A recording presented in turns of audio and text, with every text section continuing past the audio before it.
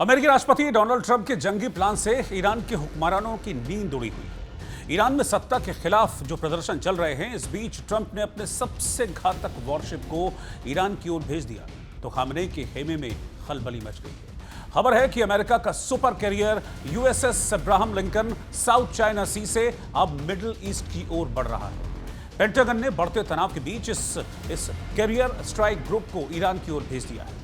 ये ग्रुप बेहद ताकतवर है जो अकेले पूरी सेना के बराबर तबाही मचा सकता है। कुछ ही दिन में ईरान को तबाह और बर्बाद कर सकता है। खामनेई को भी इस बात का अच्छे से पता है कि अगर ट्रंप ने हमला कर दिया, अटैक कर दिया, तो उन्हें काफी नुकसान पहुंच सकता है।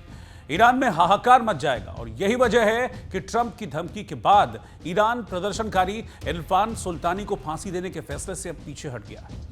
ईरान के विदेश मंत्री अब्बास अरागची ने इस बात को साफ कर दिया है कि किसी भी प्रदर्शनकारी को हम फांसी देने नहीं जा रहे हैं। लेकिन सवाल है कि अब ईरान में आगे क्या होने वाला है।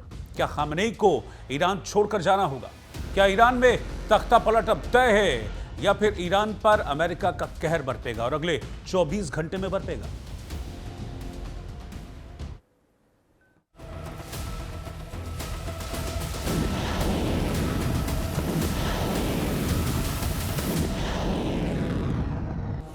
क्या मिडिल ईस्ट में युद्ध का सायरन बज गया है? क्या ईरान पर अमेरिकी हमले का काउंटडाउन शुरू हो गया है? क्या ईरान पर अमेरिकी हमले का वक्त तय हो गया है? खामनेई को ट्रंप की धमकी, ईरान को लेकर अमेरिका का एक्शन प्लान और तेहरान से लेकर मशहद तक सत्ता के खिलाफ विद्रोह की भड़की आग के बीच ये सवाल तब सुलगने लगे जब अमेरिका ईरान के आसपास अपनी सैन्य मौजूदगी बढ़ाने लगा। खबर है कि ईरान पर हमले की ट्रंप की धमकियों के बीच अमेरिकी नौसेना का USS Abraham Lincoln carrier strike group के साथ साउथ चाइना सी से मिडिल ईस्ट की ओर रवाना हो गया है। अमेरिकी मीडिया ने दावा किया कि यूएसएस अब्राहम लिंकन कैरियर को मूव करने का फैसला ईरानी एयर स्पेस के बंद होने के ठीक 1 घंटे बाद लिया गया। यूएसएस अब्राहम लिंकन अमेरिकी नौसेना का एक न्यूक्लियर पावर्ड एयरक्राफ्ट कैरियर है। ये दुनिया के सबसे बड़े और सबसे ताकतवर वॉरशिप में से एक माना जाता है। यह अमेरिका के कैरियर स्ट्राइक ग्रुप 3 का हिस्सा है, जिसमें एक न्यूक्लियर पावर्ड एयरक्राफ्ट कैरियर के साथ कई युद्धपोत और पनडुब्बियां शामिल होती हैं। अमेरिकी नेवी की आधिकारिक वेबसाइट एयरपैक नेवी के मुताबिक इस ग्रुप में एक aircraft carrier USS Abraham Lincoln के साथ आमतौर पर 3 से 4 गाइडेड मिसाइल डिस्ट्रॉयर्स होते हैं जो एयर डिफेंस, एंटी सबमरीन और लैंड अटैक ऑपरेशन कर सकते हैं। इस ग्रुप में क्रूजर भी शामिल किया जाता है जो ऑपरेशन के दौरान कमांड और कंट्रोल पर काम करता है। इसके अलावा इस ग्रुप में 2 न्यूक्लियर अटैक सबमरीन तैनात रहती हैं जो दुश्मन के जहाजों और पनडुब्बियों को ट्रैक करने के साथ साथ टोमाहॉक मिसाइल दाग सकती हैं। अमेरिका का कैरियर स्ट्राइक ग्रुप अकेला ही बहुत ताकतवर है। इसे पूरी आर्मी के बराबर कहा जाता है। ये बड़े पैमाने पर हमले कर सकता है। दावा किया जा रहा है कि ये ग्रुप मिडिल ईस्ट में अमेरिकी हितों की सुरक्षा, इजराइल की मदद और ईरान को डिटर करने के लिए भेजा गया है। ये रूटीन डिप्लॉयमेंट नहीं बल्कि अमेरिका की बड़ी तैयारी है।